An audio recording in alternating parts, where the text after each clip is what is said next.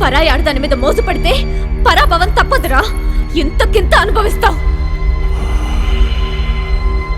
అనుభవం,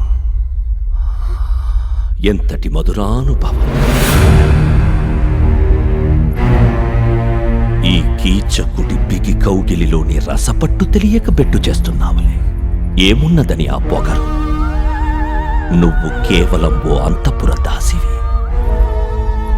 ఈ మహాబలుడు కీచకుడి కన్ను పడిందనే అర్హత తప్ప నీకు వేరే అందలమేముందే?